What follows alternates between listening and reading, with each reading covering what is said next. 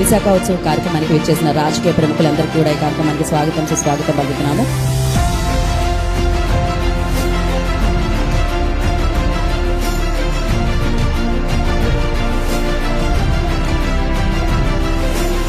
Venues are being created for a variety of activities and we are expecting 1 million plus visitors. 9 రోజుల్లో more than 3,000 people కి employment వస్తుంది. ఇది ఒక event గా గానీ మనం చూడకూడదు. ఇది ఒక అనుభూతి, ఇది ఒక అభివృద్ధికి సూచికగా నిలబడేటువంటి కార్యక్రమం. విశాఖ ప్రజలందరూ కూడా ఈ కల్చర్ యాక్టివిటీస్ లో పాల్గొని గొప్పగా సెలబ్రేట్ చేయాలనేది ప్రభుత్వం ఆలోచన.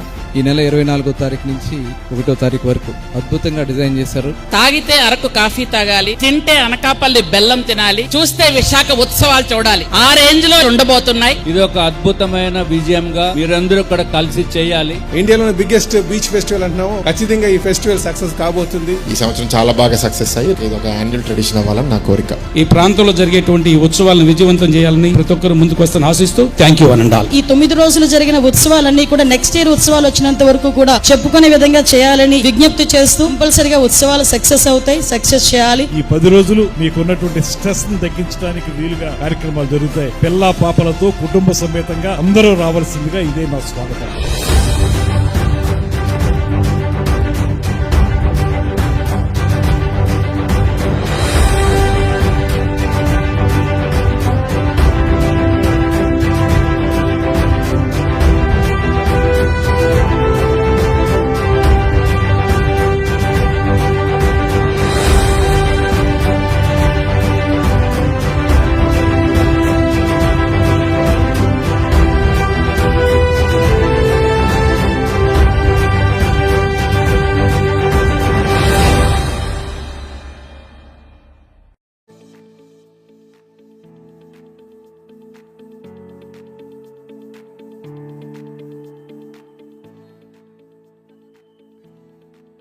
అందరికీ నమస్కారం అండి.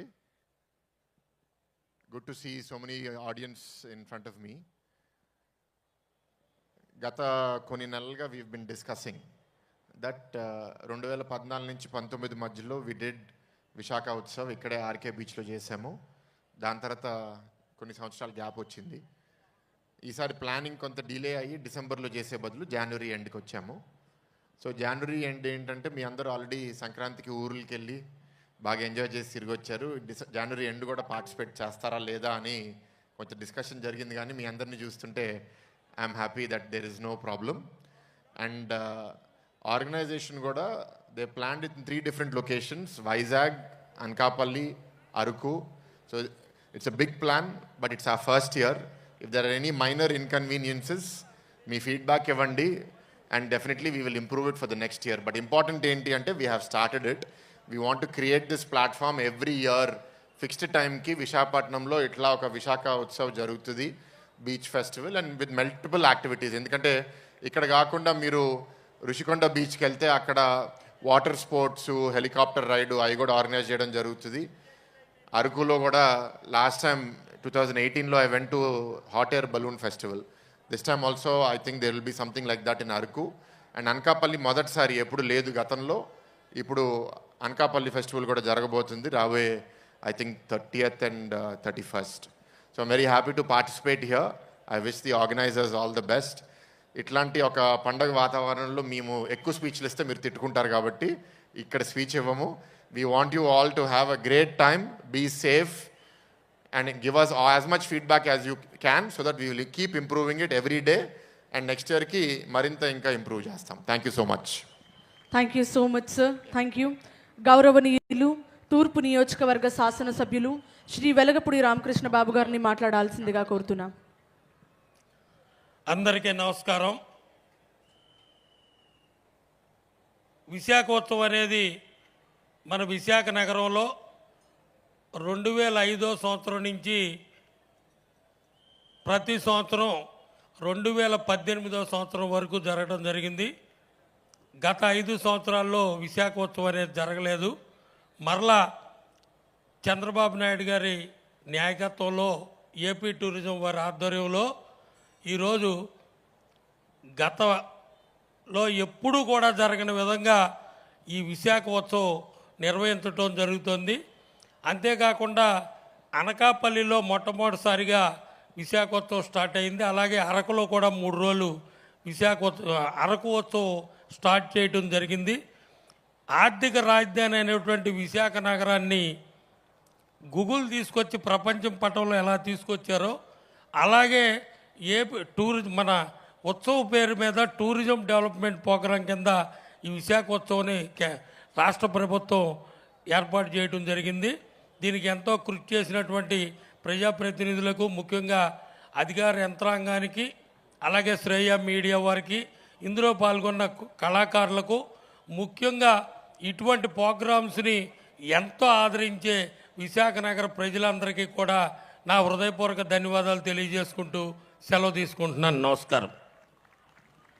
Thank you sir, thank you so much.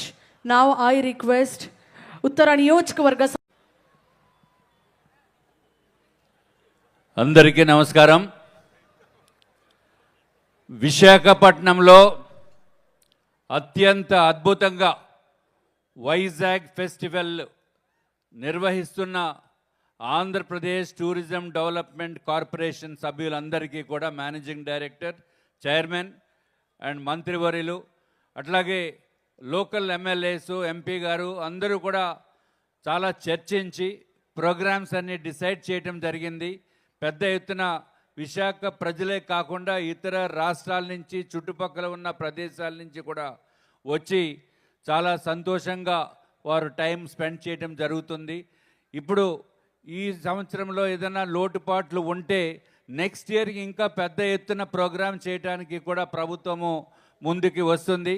కాబట్టి మీకు అందరికీ కూడా ఈ విశాఖ ఉత్సవంలో పాల్గొనడానికి వచ్చిన ప్రతి ఒక్కరికి కూడా మా యొక్క హృదయపూర్వకమైన ధన్యవాదములు, శుభాకాంక్షలు తెలియజేసుకుంటూ, అందరము కలిసి విశాఖపట్నమే ఒక గ్లోబల్ మ్యాప్లో టూరిజంగా, అట్లాగే ఐటీ రంగంలోని అన్ని విధాలుగా కూడా అత్యంత అద్భుతంగా డెవలప్మెంట్ జరుగుతుంది గౌరవనీయులైన చంద్రబాబు నాయుడు గారు నాయకత్వంలో.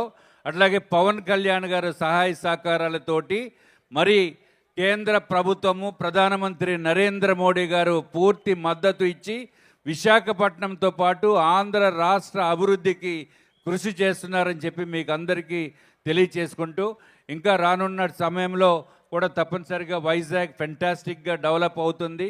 What ever we have seen in the past 50 years, you are going to witness in the next 5 years.